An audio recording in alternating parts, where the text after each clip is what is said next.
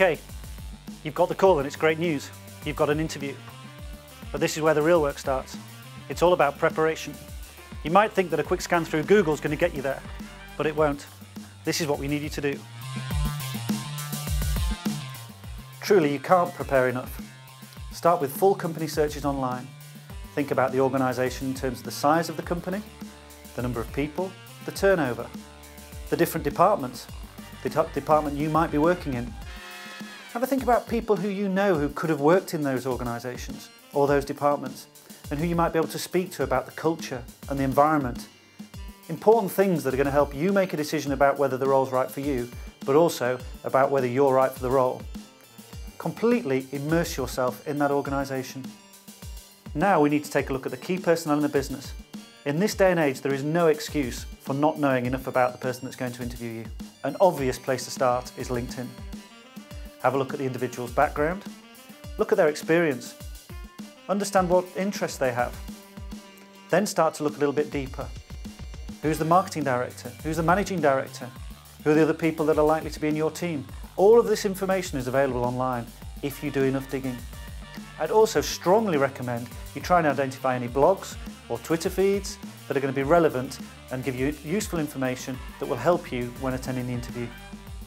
The opportunities are endless. Scrutinise the job specification, making sure you're completely clear about how your experience relates to the job description.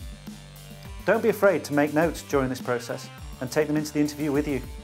Your penultimate piece of preparation should be to take a look at the competitors. Who are they?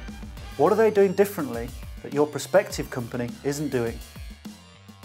Finally, and often the biggest stumbling block, is people actually getting to the interview. We'd strongly recommend that the day before you do a dry run, so you know exactly where you're heading, how long it's going to take. Of course, factor in potential rush hour traffic, and also have a look online so you can make sure there are no problems with the motorways or local roadways. Preparation in this area will reduce the amount of stress you feel before the interview and will hopefully help you perform better in the interview. So, you're there in the interview and the pressure is really on. Just relax. If the interviewer is worth his or her salt, then they'll really be trying to get the best out of you. What you need to focus on is building rapport, credibility, and demonstrating your potential to them for the future. So, let's talk about rapport. Engage with the interviewer immediately that you meet them. Have great eye contact, good posture, good body language. Talk to them about something that you've researched, that you know about them, something that you have in common.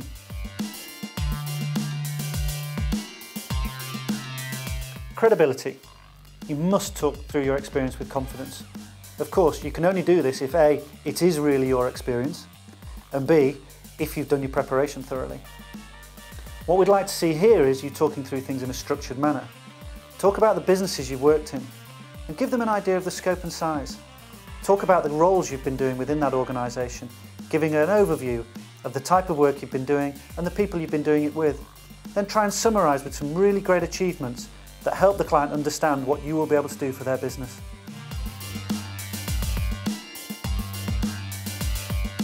So, what potential can you bring to the business? All we've done so far is set the foundations for this part of the interview.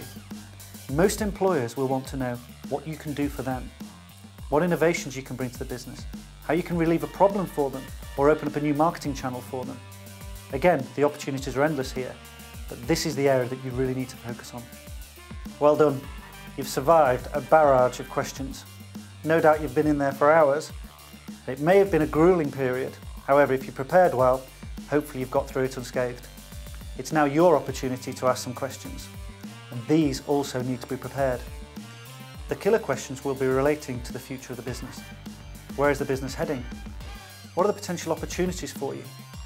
Whilst this is a long-term career move for you, you are obviously interested in the current role you're applying for, but what might you be doing in 5 years? Where do those opportunities lead?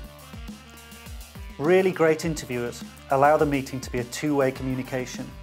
This can only happen if you are truly prepared.